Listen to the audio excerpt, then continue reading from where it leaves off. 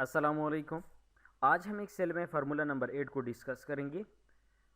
Formula number 8 हमारे पास the following function as use to find out the scholarship of the students.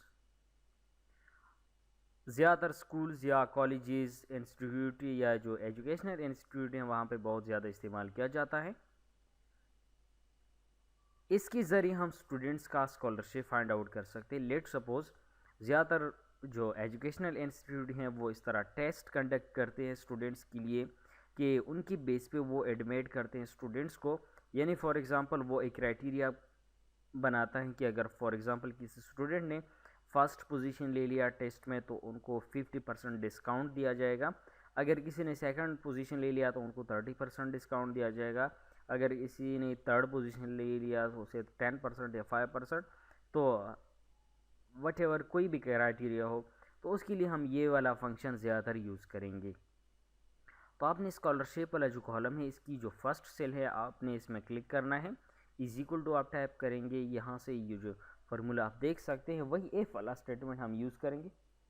F open bracket position, आपने position वाला cell select करना है। Is equal to double quotation, अगर किसी student ने first position ले लिया डबल कोटेशन क्लोज करें, कॉमा, तो उनको हम कितना डिस्काउंट देते हैं। तो आपने क्या करना है, फ़ी माइनस फ़ी मल्टीप्लाई बाय, उनको हम 50% डिस्काउंट देते हैं, डिवाइडेड बाय 100, यानी 100 में से 50%, comma, again if position is equal to second double quotation close, comma, fee minus fee multiply by 30% divided by 100, comma, again if position is equal to double quotation third double quotation close, comma,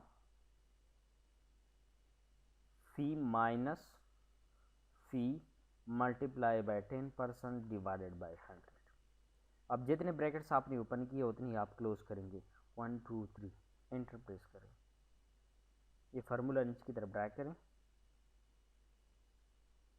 अभी let suppose Ahmad के नाम से एक student है, उन्होंने for example first position लिया है। देखिए तो वो कितना फ़ी जमा करेगा, 750 रुपीज़ वो यानी फ़ी जमा करेगा और 50% उसके साथ कंसेशन होगी। दूसरा स्टूडेंट है, थर्ड पोजीशन ले लिया, तो आप देखेंगे वो कितना फ़ी जमा करेगा, 1350 रुपीज़ वो जमा करेगा।